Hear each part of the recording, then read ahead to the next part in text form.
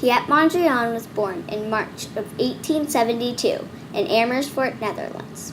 He painted natural landscapes of his home and surroundings. Mondriaan co-founded Die Stijl, also known as neoplasticism, which is when you only use vertical and horizontal lines in rectangular shapes in white, black, gray, and primary colors. Pieter Mondriaan was the second child of his family. He was born with the name of Pieter Cornelis Mondriaan. His father was a qualified art teacher. He was introduced to art at a very early age. He became head teacher at a local primary school and enrolled at the Academy of Fine Art in Amsterdam. While teaching, he also practiced painting. He painted landscapes such as windmills, trees, and other natural sights around him.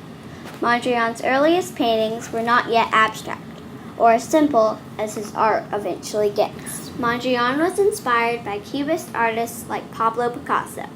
His work started to get more abstract when he remained in the Netherlands during World War I. While in the Netherlands, he tried the technique of using only primary colors. In that time in the Netherlands, Mondriaan established Die Stijl. After he left the Netherlands, Mondriaan moved back to Paris. He lived there from 1919 to 1938. He moved because of the rise of fascism. Mondriaan lived in London until 1940, when he moved to Manhattan, New York. Mondriaan was diagnosed with pneumonia. He died in 1944 in Manhattan, New York.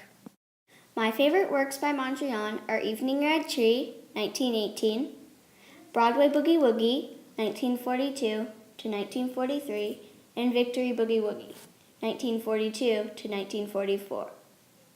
I think Evening Red Tree seems abstract, but you can still tell what it is. Makes you think how different a tree looks in the evening rather than in the morning. I think it is one of his best paintings. Victory Boogie Woogie is one of my favorites because it is different. Mondriaan died before he could finish this painting. It was his last painting. Another thing I really like is how the canvas is tilted. That was a very big idea. Broadway Boogie Woogie is very similar to Victory Boogie Woogie. It is a finished painting, but still very similar. If you look closely at the painting, you can see why it's called Broadway Boogie Woogie. You can see how the small lines represent the streets with the dots as cars. You can see the houses too. Mondriaan's art was a very big influence on 20th century art.